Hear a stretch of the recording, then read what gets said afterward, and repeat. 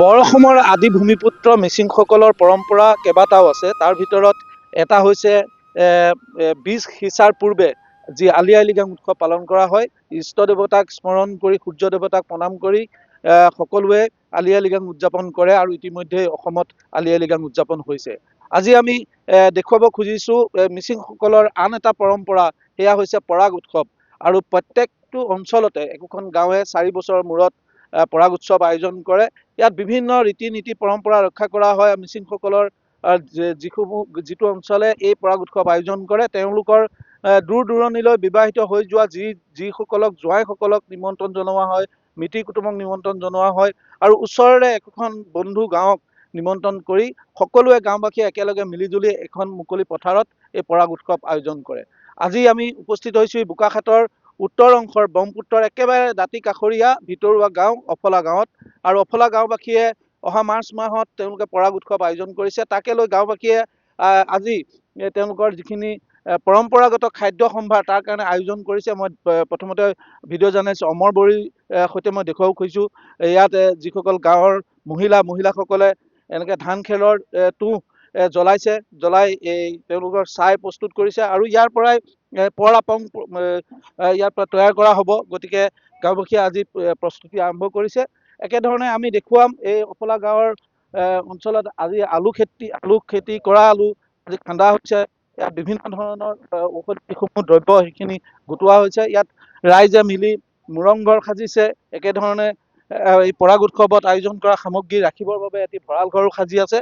এই দৃশ্যটো আমি আহি অফলা গাঁৱত দেখিছোঁ আৰু গাঁওবাসীৰ উৎসাহ আমি যথেষ্ট দেখিবলৈ পাইছোঁ। গাঁৱৰ প্ৰত্যেক ঘৰ লোকৰ পৰিয়ালৰ প্ৰত্যেকগৰাকী ব্যক্তি ইয়াত আহি উপস্থিত হৈ হাতে কামে একেলগে লগ লাগিছে।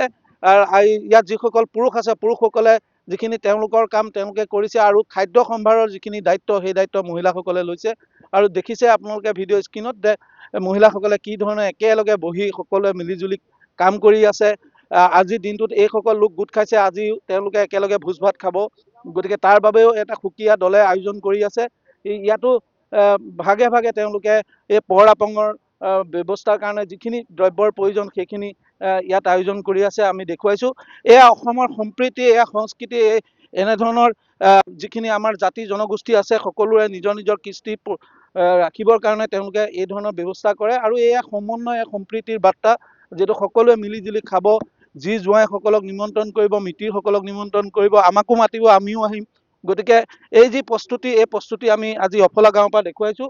আৰু ইয়াৰ যি গাঁওবাসীৰ হৈ যিসকলে উদ্যোগ লৈছে তেখেতসকলৰ পৰা আমি কথাখিনি জানিব খুজিম। মই প্ৰথমতে আমাৰ এইটো অঞ্চলৰ এগৰাকী সক্ৰিয় সাংবাদিক তথা এই পৰাগ উৎসৱ আয়োজনৰ এগৰাকী মূল উদ্যোক্তা বলোৰাম মান আছে। আমি বলোৰাম প্ৰথমতে আপোনাৰ পৰাই জানিম যে কেতিয়াৰ পৰা পৰাগ হ'ব আৰু কেইবছৰ মূৰত পাতিছে, কি ধৰণৰ কি পৰম্পৰা থাকিব? হয়, আজি আমাৰ পৰাগটো আৰম্ভ হ'ব ফাগুনৰ 26 তাৰিখ, ইংৰাজী 11 মাৰ্চৰ পৰা। এয়া আছিলে আমাৰ সুদীৰ্ঘ দিনৰ প্ৰস্তুতি।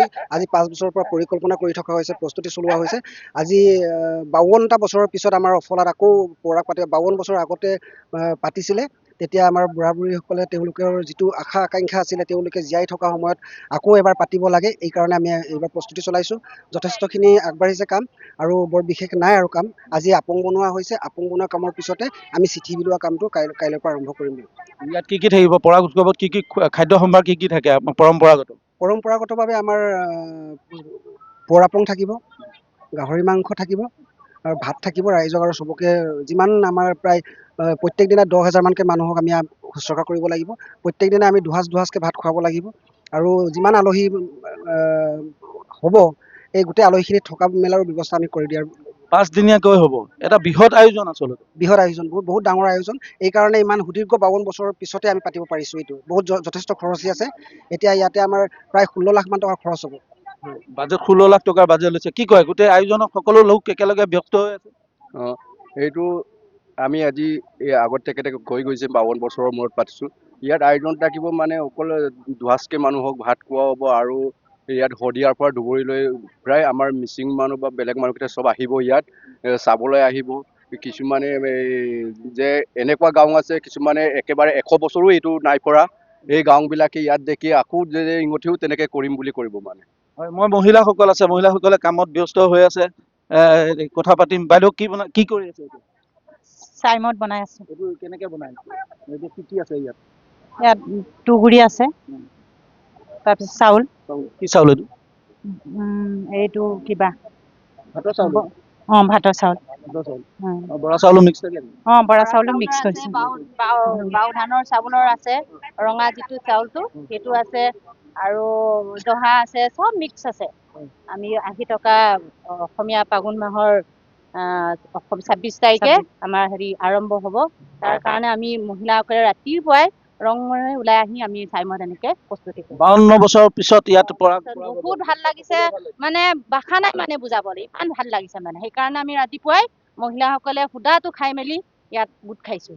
আচলতে 52 বছৰৰ পাছত এই অঞ্চলত পৰাগ উৎসৱ হ'ব, আৰু এয়া অসমৰ এটা উল্লেখযোগ্য পৰম্পৰাগত এটা উৎসৱ। গতিকে ইয়াত মহিলাসকলৰ মুখকেইখন দেখিলে আমি গম পাওঁ কিমান উৎফুল্লিত ভাৱে আহি ইয়াত সকলোৱে মিলিজুলি একেলগে কাম কৰিছে। গতিকে ইয়াৰ যিটো বিশাল আয়োজন, এই আয়োজনত অহা 11 মাৰ্চত আমি আকৌ আহি দেখুৱাম আমাৰ দৰ্শকসকলক যে অফলা গাঁৱত অনুষ্ঠিত হোৱা পৰাগ উৎসৱত কি কি পাইছে, কি কি ওলাইছে, কি কি ৰীতি নীতি পৰম্পৰা ৰক্ষা কৰা হৈছে, এইখিনি দৃশ্য আমি দেখুৱাম। আৰু আমাৰ সতীৰ্থ অমৰজ্যোতি বড়ি এইটো অঞ্চলৰে যিহেতু বাসিন্দা, গতিকে আমি এই অঞ্চলৰ মিচিং সমাজৰ ৰীতি নীতি পৰম্পৰা আমাৰ দৰ্শকক দেখুৱাবলৈ যত্ন কৰিছোঁ।